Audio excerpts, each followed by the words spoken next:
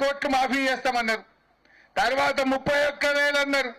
చేసింది ఎంత అంటే 17,000. 49కి వెళ్ళి 31 వచ్చింది. 31కి వెళ్ళి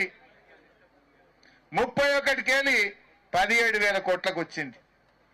నేను నంగునూరులో లెక్కలు లీపించిన. అసలు ఎంతమందికి అయిందే మా నంగునూరులో అన్న. ఈ నంగునూరులో దాదాపు 11,000 మంది రైతులు అప్పు తెచ్చుకున్నారు. అయింది ఎంతమందికి అంటే 5,102 మందికి అయింది. అయినోళ్ళు తక్కువ, కానోళ్ళు ఎక్కువ. మరి ఉల్టా ఏమంటాడు, హరీష్ రావు ఆడ నిద్రపోతున్నావు, ఇంకెప్పుడు రాజీనామా చేస్తావు అన్నాడు. నేను ఆడ నిద్రపోతున్నా, నీ గుండెలో నిద్రపోతున్నా బిడ్డ, నిన్ను నిద్రపోనియా. మొత్తం మందికి రుణమాఫీ అయ్యేదాకా నేను ఇడిచిపెట్ట రేవంత్ రెడ్డి, నీ గుండెలో నిద్రపోతా అని నేను చెప్పిన. మరి అయిందా మొత్తం? నిజానికి ఆయనతో ఆటనమన్నం ఎందుకయింది? నేను గట్టిగా ఎంబడ పడితే భయానికో భక్తికో ఇజ్జత్కో ఆ పార్లమెంట్ ఎలక్షన్ పుణ్యమని ఓ సగం అంతా చేసి ఉండి ఇంకా సగం అంతా మిగిలింది. ఇప్పుడు ఇడిచిపెట్టనా? ఈ మీటింగ్ ఎందుకు పెట్టినా? ఆయనతో అయ్యేదాకా ఆయనకు తెలవాలి. ఏడ నిద్రపోతుండో, కళ్ళు మూసుకున్నాడా, చెవులు వినబట్టలేవా? రేవంత్ రెడ్డి ఒక్కసారి చూడు. ఇలా ఉన్నారు ఇంటెలిజెన్స్ వాళ్ళు, పోలీసు వాళ్ళు మత్తుకున్నారు, ఫోటోలు తీస్తురు. ఈ ఫోటోలు పంపురా రేవంత్ రెడ్డికి. ఇగో ఇంతమందికి ఒక్కరికి నేను ఛాయ్ పోయలే, ఆటో పెట్టలే, ఎవరో సొంతం వాళ్ళు వచ్చింది, ఇంతమంది వచ్చింది. వీళ్ళందరూ కూడా రుణమాఫీ కాలేదని వచ్చింది. రాండ్రి రేపు మనం మాట్లాడుకుందాం. రుణమాఫీ కానోళ్ళంటే వేల సంఖ్యలో నంగునూరు మండల రైతులు వచ్చింది ఈరోజు. అంటే ఇంతమంది రైతులకు ఇంకా రుణమాఫీ కాలే. హైదరాబాద్ లో కూర్చొని ఏదో పెద్ద పెద్ద మాటలు మాట్లాడుతున్నారు. ఏం చేసిండు ఆయన? ఎన్ని మాటలు ఇచ్చిండు?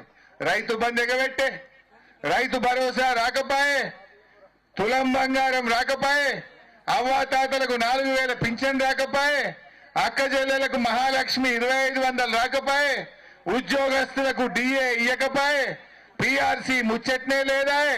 అంతా మోసమే కదమ్మా, అన్ని అబద్ధాలే. 6 గ్యారంటీలు అన్నారు, బాండ్ పేపర్లు వంచిండ్రు, ఇక చేస్తాము అగ చేస్తాం అన్నారు. అయిందా రుణమాఫీ? ఇవాళ ఒక ఆయన కలిసిండు నాకు. మన నిన్న సిద్దిపేటలుంటే ఎల్లారెడ్డి అని ఒక రైతు వచ్చిండు, ఇబ్రాహీంపూర్ ఊరు ఆయనది. ఎల్లారెడ్డి ఇబ్రాహీంపూర్ వచ్చిన రుణమాఫీ కాలేదు సార్ అన్నాడు. ఎందుకు కాలే ఎల్లన్నా అన్న? మరి వ్యవసాయ శాఖ అధికారుల దగ్గర పోయినావా? ఏమన్నారు ఎల్లన్నా అన్న? ఏమంటున్నారు సార్, వాళ్ళు నా భార్య పేరు తెమ్మంటుండ్రు అన్నాడు. అంటే మరి ఇవ్వకపోయినావే నేనన్నా, నాకు తెలియక. నేను పెళ్ళే చేసుకోలేదే అన్నాడు. నీకు ఎన్ని ఏళ్ళు ఉంటాయంటే 51 ఏళ్ళు ఉన్నాయట. ఆయన ఎల్లారెడ్డి ఇబ్రాహీంపూర్ ఊరు, 51 ఏళ్ళు ఉన్నాయి ఎల్లన్నకు. ఆయన పెళ్లి చేసుకోలేదట ఎందుకో. ఇప్పుడు ఆ రుణమాఫీ చేయరా అంటే నీ భార్య పేరు తేపో అంటుండు. ఇప్పుడు నాకెవడు పిల్లనిస్తాడు సార్? నా భార్య ఎడికెళ్ళి రావాలి, నా రుణం ఎప్పుడు మాఫీ కావాలని ఆ ఎల్లన్న పరిశాన్ అవుతుండు. ఇప్పుడు ఆ ఎల్లారెడ్డికి పిల్లనవాడు ఇవ్వాలి, భార్యని ఆడికెళ్ళి తేవాలి, ఆయన రుణమాఫీ ఎప్పుడు కావాలి? ఇగో భార్య లేదని ఎల్లారెడ్డికి రుణమాఫీ ఎగబెట్టిండు. ఒక ఆయన గోపులాపూర్ పిల్లగాడు హరీష్ అని ముదిరాజ్ అబ్బాయి, 30 ఏళ్ళు ఉంటాయి ఆ పిల్లగానికి. ఆ పిల్లగానికి కూడా ₹1,00,000 రుణం ఉంది, అప్పున్నది. బ్యాంకుకు పోతే రుణమాఫీ కాలేదన్నారు. ఎందుకు కాలేదంటే నీ భార్య పేరు రేపు అన్నాడు. అరే నాకు పిల్లని తలేడే, 30 ఏళ్ళు వచ్చినాయి, నేను దుబాయ్లో పోయి పనిచేస్తున్నా, ₹4 సంపాదించి ఊళ్ళో ఇల్లు గిట్ట కడితే ఎవడన్నా పిల్లనిస్తాడేమో అని నేను దుబాయ్లో పనిచేస్తున్నా. ఈ రేవంత్ రెడ్డి రుణమాఫీ చేస్తాడంటే వచ్చినేమో ₹1,00,000 తీసుకుందామని నేను దుబాయ్కి వెళ్ళి టికెట్ పెట్టుకొని వచ్చినా ఈ టికెట్ పైసలు ఖరాబ్ అయిపోయాయి, అప్పు మాఫీ కాలేదని ఆయన నెత్తంతా నోరంతా కొట్టుకొని నా దగ్గరికి వచ్చిపోయింది.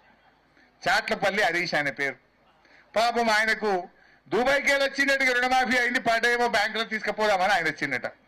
వస్తే ఇక రుణమాఫీ కాలే. ఎందుకు కాలేదు అంటే నీ భార్య పేరు రేపు అంటుడట. 30 ఏళ్ళ పిల్లగాడు, పిల్లలేమో ఇయ్యలేదట. ఆయన దుబాయ్లో బతుకుతుండు. ఇప్పుడు పెళ్లి ఎప్పుడు కావాలి, రుణమాఫీ ఎప్పుడు కావాలి ఆయనకు? ఇంకొక అవ్వ మనెమ్మ, నారాయణరావుపేట ఊరు మనెమ్మ. మొన్న నేను సిద్దిపేట ఉంటే ఇంటికి వచ్చింది. బిడ్డ నా రుణమాఫీ కాలేదు అన్నది. నేను ఏమైందని ఆ బ్యాంక్ వాళ్ళకి ఫోన్ చేసిన, వ్యవసాయ శాఖ అధికారులకు ఫోన్ చేసిన. ఏమైందా ఈ మనక్క ఫోను రుణమాఫీ కాలేదట, ఏమైంది అని ఆ మనెమ్మ గురించి వాళ్ళకి ఫోన్ చేసిన.